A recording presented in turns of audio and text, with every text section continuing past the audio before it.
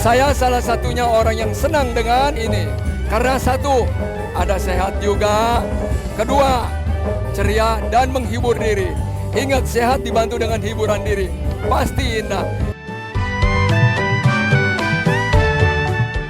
Bagus, ini bisa dilakukan setiap minggu.